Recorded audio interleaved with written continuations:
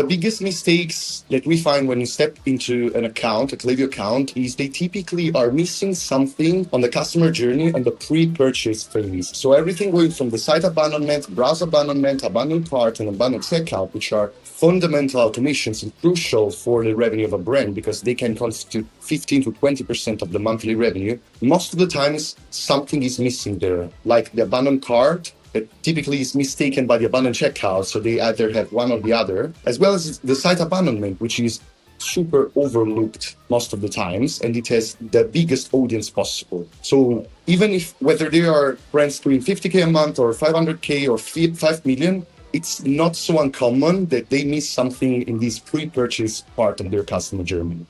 One of the most common things still in 2025 is a lot of people misunderstand abandoned carts and abandoned checkouts. Yeah. So they think, okay, I have my abandoned cart recovery when actually they have the abandoned checkout automation. So they're missing already on a big chunk of people adding to their cart. It's almost the highest intent.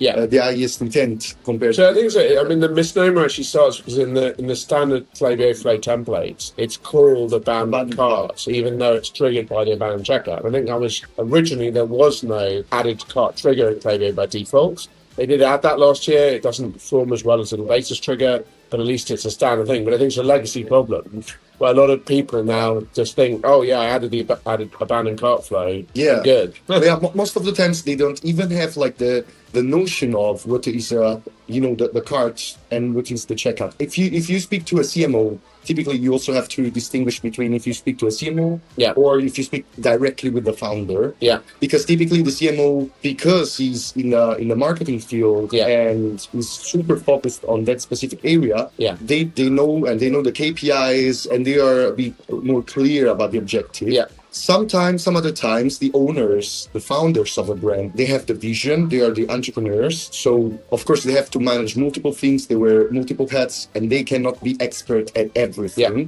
So sometimes they miss on this just because it's a lack of knowledge, and it's perfectly normal, in my opinion. But I think there's another reason why these brands think that, don't have an abandoned cart flow set up. And that's because it's actually harder to trigger all of the right properties and emails that you need. So, for example, when you have the abandoned checkout, you have obviously not only the email address, you need that, but all the products that are in the cart, the value of the carts, the different product categories, all these things are really important to be able to write a kind of compelling win-back email. With the added to cart event, the problem is the properties aren't there. And that's, again, one of the key things that data can solve is actually allowing you to take the exact same tactics you use for abandoned checkout, all of the same like trigger splits by, whether you're above or below the free shipping threshold. As you say, maybe depending on the brand, different messaging, depending on what product category they're led with or whether they've got multiple products in the cart or so on. And then just take that and apply it to added to cart and therefore abandon cart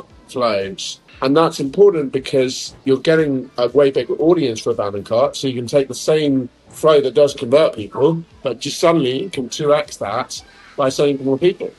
And so that's the biggest win. Is sometimes if we talk about better identity resolution and being able to better identify the person at the cart, that is a problem. But sometimes the uplift is simpler than that. It's just simply that you can take the same thing that was previously triggering just when they got the checkout. In fact, in Klaviyo's checkout event is actually the second step of checkout. And we can take that and bring it forward up the funnel and target literally double the number of people.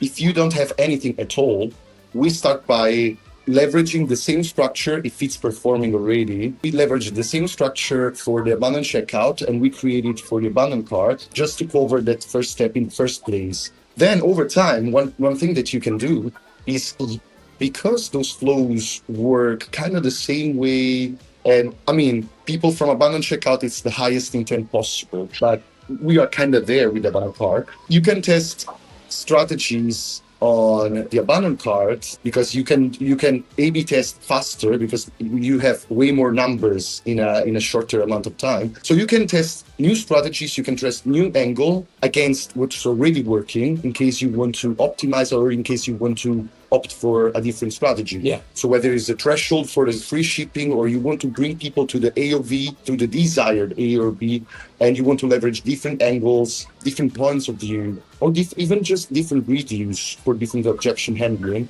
then you can use it to test. And once it works, you apply this to the abandoned checkout as well, and vice versa. It's a circle. Yeah, you can do the same tactics. It's just different stages of the funnel, but effectively the reasons why people might abandon are similar. Yeah, definitely. Yeah.